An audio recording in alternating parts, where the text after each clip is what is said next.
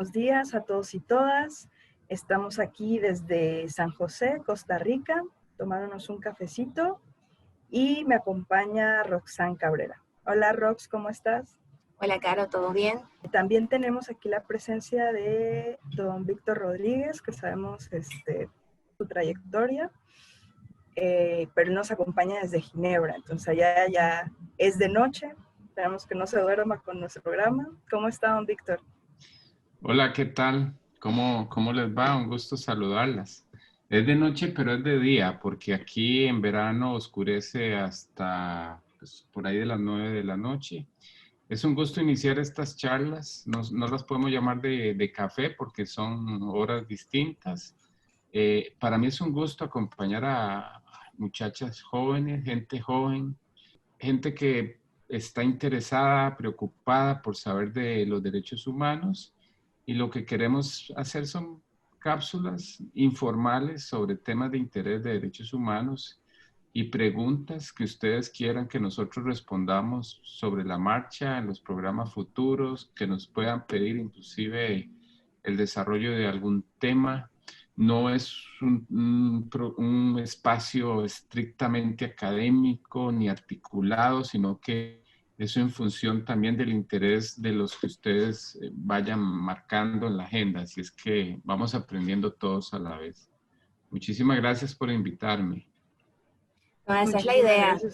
Yo sí no estoy de acuerdo. Así sean las 8 de la noche, yo me puedo tomar un café, así que eso no depende de la hora del día. Y sí, en efecto, esta es nuestra primera edición de esta iniciativa, sin guión, sin plantearlo previamente, sin una estructura, sino vamos conversando a ver qué va saliendo, y si la idea es que las personas que nos escuchen puedan incluso proponer temas y vernos de manera usual en esta plataforma virtual. Pero bueno, entramos de una vez. Le vamos a lanzar la primera pregunta a don Víctor y quisiéramos que nos respondiera, ¿cuáles son los elementos que definen una categoría sospechosa? ¿Qué es eso? O sea, porque normalmente nosotros escuchamos, bueno, leemos en la jurisprudencia, califica o no califica como categoría sospechosa por esto, esto y el otro, y quisiéramos saber cómo, o sea, cuáles son los elementos para que uno pueda decir esta persona o este grupo de personas son de una categoría sospechosa. Bueno, esa es una pregunta con curva, dirían en béisbol, ¿no? Es una pregunta que no es tan fácil de responder si todavía no se tienen, digamos, bases para analizar un poco qué es lo que califica o lo que caracteriza a las personas destinatarias de la protección de los derechos humanos, es decir, a las que se les va a llamar víctimas de violaciones de derechos humanos, en contraposición de las victimarios, ¿verdad? Que son los que violan los derechos humanos, que en principio son el Estado, los agentes, los funcionarios del Estado. Sin embargo, la protección de los derechos humanos, que es para todas las personas humanas, para toda la persona humana, implica también ciertas categorías que no son categorías necesariamente discriminatorias, sino que son categorías para la protección y para una protección diferenciada, una más inclusiva, para que las personas y grupos de personas que están en una situación de desventaja puedan tener mayores espacios de protección a través del derecho, a través de la Constitución, a través de los tratados. Y entramos entonces al tema de la protección de los grupos, pero también entramos a unas situaciones que hacen más vulnerable a los grupos, a estas categorías, y que el derecho, el Estado o a veces cierta perversidad de los grupos de poder hacen que las violaciones de derechos humanos se carguen en contra de ciertas personas o de ciertos grupos de personas más que de otros. Inclusive ustedes van a oír hablar de derecho penal del enemigo, porque el derecho penal del enemigo pues es un derecho bastante restrictivo, y es cuando el sistema de alguna manera, cuando hay abuso de poder, cuando hay abuso de autoridad, se vuelve en contra de ciertos personas o sectores para justificar ciertas cosas, para aplicar una coyuntura determinada, para restringir los derechos de los grupos o de las personas,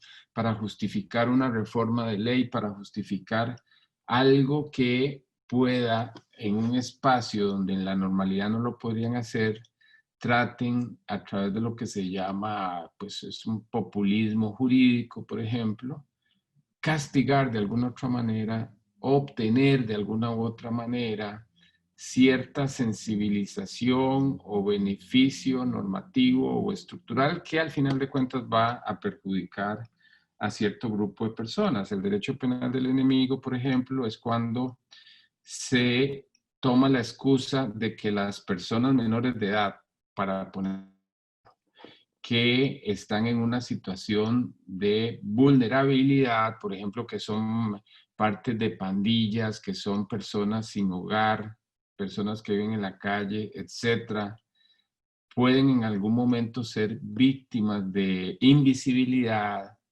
de maltrato, de alguna injustificación inviable, por ejemplo, para endurecer el derecho penal, por ejemplo, para endurecer las penas, para tratar de endosarle la culpa a grupos de personas o de estas categorías cuando no hay una política criminal, por ejemplo, cuando no hay espacios de protección para esta gente y el Estado.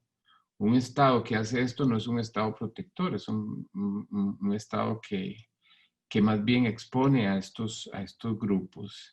Desde esa perspectiva ha habido jurisprudencia de la Corte Interamericana, pero también hay tratados y empieza a trabajarse sobre un tema que vamos a llamar los grupos en situación de vulnerabilidad. Son grupos que precisamente por su condición particular, histórica, por alguna razón de vulnerabilidad, por edad, por color, por la religión, por su nacionalidad, por su condición particular, puede ser objeto de algún tipo de discriminación. Entonces yo creo que podemos conversar o empezar a conversar más que todo sobre la teoría, sobre casos o situaciones que ustedes conozcan, por ejemplo, que hayan tenido pues ustedes la experiencia como estudiantes, como abogados o asistentes en la Corte Interamericana que ustedes han trabajado, donde se ha tratado este tema.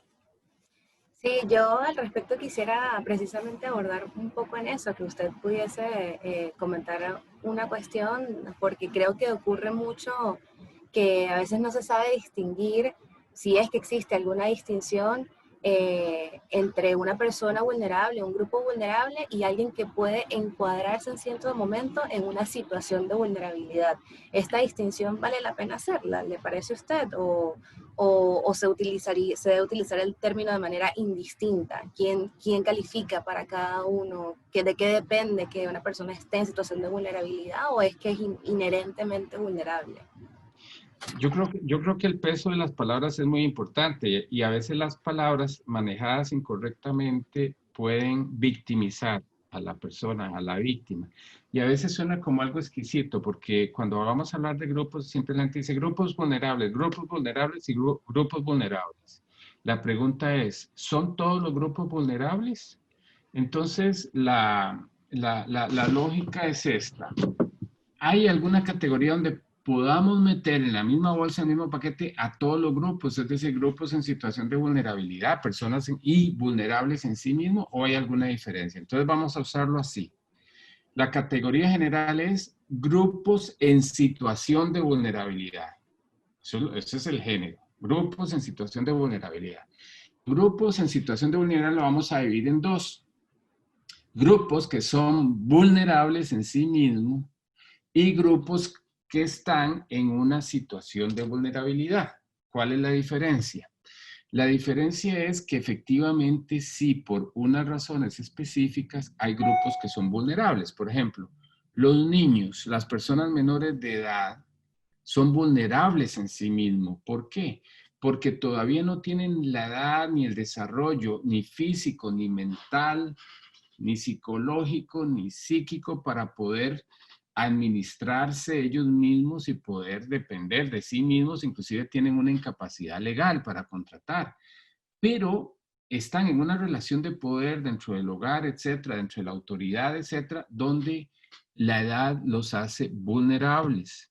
Una vez que estas personas van escalando en cuanto a la edad, es decir, hay jóvenes, adolescentes y ya alcanzan la mayoría de edad, ya no son vulnerables, sino que pueden lo que se llama pues una etapa de juventud que en algunos países catalogan de 18 a 35 años, por decirle algo, pero ya son personas mayores de edad, ya no son tan vulnerables, ¿verdad? Pero también nos vamos a encontrar por razón de la edad a personas que ya cruzaron el umbral de la edad y ya más bien son personas adultas, están en la adultez. Es decir, ya son personas jubiladas, tienen más de 65 años. Entonces, este grupo de personas, ¿qué serían para ustedes? ¿Serían personas vulnerables o personas en situación de vulnerabilidad?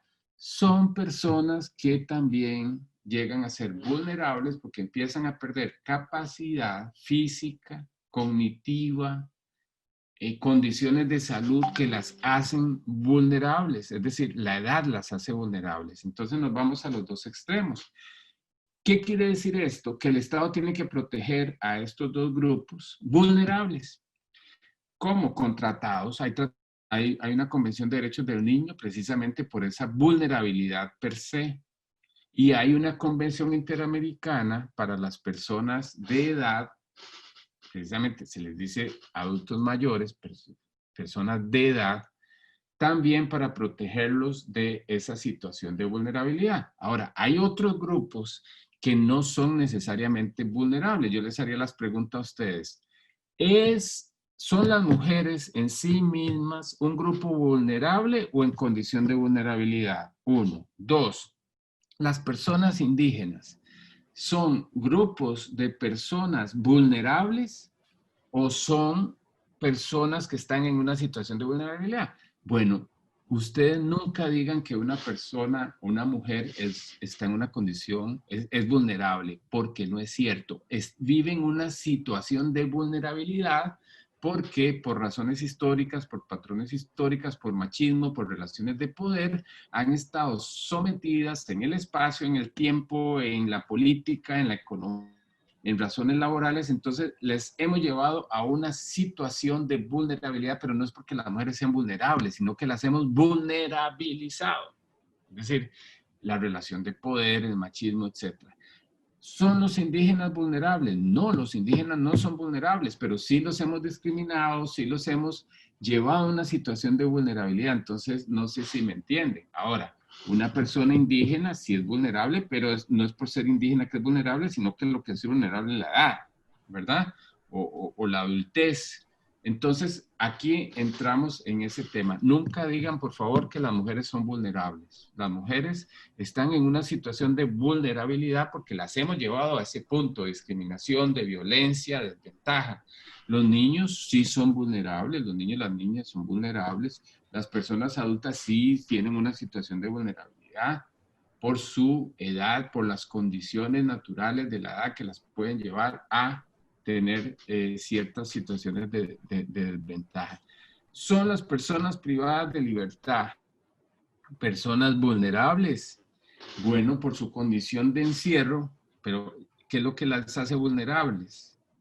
Es la condición de encierro, es decir, la detención legal, por supuesto, tiene que ser legal. Entonces, la diferencia puede ser exquisita, pero lo importante es que más allá del nombre, hay que entender que esa categoría ha justificado la necesidad de legislar a favor de ellos. Entonces tenemos tratados internacionales o leyes especiales en el país a favor de la niñez y de la adolescencia, a favor de la discriminación y en contra de la violencia de la mujer, normativa especial para los indígenas, el convenio 169 de la OIT sobre derechos de pueblos indígenas o la Declaración de Naciones Unidas sobre pueblos indígenas. tenemos Convención Interamericana para los Derechos de las Personas de Edad o las personas adultas mayores. Tenemos normativa especial a favor de las personas privadas de libertad. No es un tratado, son otro conjunto de normas que se llaman las reglas de Mandela. No sé si se acuerdan de Mandela, Premio Nobel de la Paz, que estuvo detenido ilegalmente por más de 20 años. Bueno, fue un honor darle el nombre y las reglas de cuáles son las condiciones para que esa vulnerabilidad carcelaria pues no se vuelva todavía en una doble revictimización y así sucesivamente. Yo creo que en efecto pues toda la razón con lo que está comentando, y yo siento que de este tema pues salen como otros temas a relucir, y siento que algo que está muy a la mano o que se tiene que tomar muy en cuenta también es cuando empezamos a hablar de la interseccionalidad. Entonces hay veces que esa situación de vulnerabilidad en la que se puede encontrar coincide con otro contexto u otros elementos que colocan a la persona en una situación aún más vulnerable, o al menos que tiene características alrededor de ella que hacen que requiera una protección especial, una mira diferenciada, y eso precisamente es lo que pudiese permitir que pueda acceder a una misma cantidad o calidad de derechos que una persona que no tenga este tipo de características. Entonces, ahorita que mencionó el tema de las mujeres, por ejemplo, que una mujer no siempre es vulnerable a pesar de todas las cuestiones históricas y demás que la rodean, pero podemos pensar en una mujer embarazada, que su trato es diferente al de una mujer que no está embarazada. O si es una mujer que se encuentra en un contexto de un conflicto armado, no es lo mismo que una situación de paz. No es lo mismo una mujer migrante que una mujer que no es migrante. Entonces, a veces que además todo eso confluye y requiere que se evalúe con una mayor lupa, pareciera. Exactamente, Rox. Yo creo que también es importante destacar que entre los grupos de situación de vulnerabilidad también hay otros grupos que se encuentran en una situación aún más vulnerable, y qué bueno que tocas aquí el tema de las mujeres migrantes, porque lo que al menos he podido leer al respecto es que a veces ellas sufren discriminación incluso dentro de estos campos, ¿no? Y también, pues eso nos mete a otro tema que quizás en otra cápsula vamos a desarrollar, que es precisamente el tema del feminismo. Entonces, bueno, me parece perfecto todo. Creo que por hoy se ha contestado la pregunta y vamos a seguir. Le mandamos un saludo muy grande. Bueno, muchas gracias. Un gusto empezar con este espacio y voy a hacer una pregunta para enlazarla con otro programa, porque voy a hacer una pregunta. ¿Puede un hombre ser feminista? ¿Podemos los hombres ser feministas? ¿Es posible? Y es que le lanzo la pregunta porque un día estudié una charla sobre este tema de derechos de las mujeres y vi una crítica que me hicieron, y yo soy muy tolerante a la crítica. Pero mejor los dejo intrigados. Nada más la pregunta es, podemos ser los hombres considerados feministas? ¿Debemos ser feministas?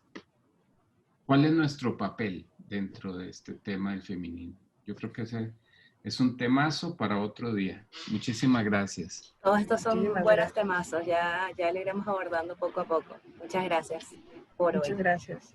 Chao, chao.